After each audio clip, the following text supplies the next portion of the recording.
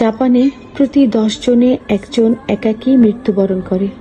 একটি রুমে মরে পচে গলে গন্ধ বের হলে লোকে জানতে পারে এই ঘরে একাকী বাস করা বৃদ্ধটি বা বৃদ্ধাটি মারা গেছে। পোকা মাকড় মশা মাছিতে ভরপুর এসব মৃতদেহ পরিষ্কারের জন্য জাপানে গড়ে উঠেছে সাফাই নামক অসংখ্য কোম্পানি। মৃত্যুর আগে অনেক বৃদ্ধ বা বৃদ্ধা এসব কোম্পানির সাথে চুক্তি করে রাখেন, যাতে তারা মৃত্যুর খবর পাওয়ার পর পরবর্তী ব্যবস্থা গ্রহণ এবং আত্মার শান্তির জন্য প্রার্থনা করতে পারে। শান্তিতে মরা কত গুরুত্বপূর্ণ একটু খেয়াল করে দেখুন। আধুনিক সমাজে সবচেয়ে বড় সমস্যা একাকিত্ব। বিয়ে করেও একা, না করেও একা। টাকা পয়সা বাড়ি গাড়ি সব আছে, শুধু একাকিত্ব ঘোচানোর মানুষ নেই। ছোটবেলায় আমাদের এলাকায় দেখতাম মানুষে কত একটা মেলামেশা ছিল, এখন কিছুই নেই। ঈদ কুরবানিতেও এখন আর সেই আমেজ নেই। শহরের কথা কি আর বলবো, কাছে থেকেও যেন অচেনা।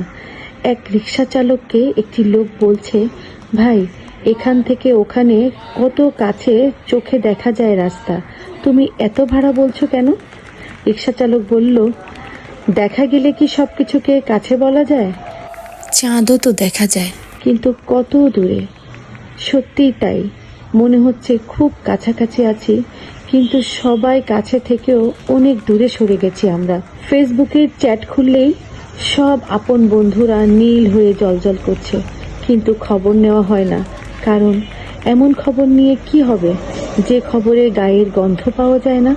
পৃথিবী হাতের মুঠোয় চলে আসছে, কিন্তু হাতের দৈর্ঘ্য এত বেশি যে প্লেন দিয়েও এপাশ থেকে ওপাশ খুঁজে পাওয়া যাচ্ছে না। আমি এখন সমাজে একাকী মরে যাওয়া বাবাগুলোকে দেখি, যারা মরে যাওয়ার খবরে তার সন্তানরা দেশে আসতে পারে না।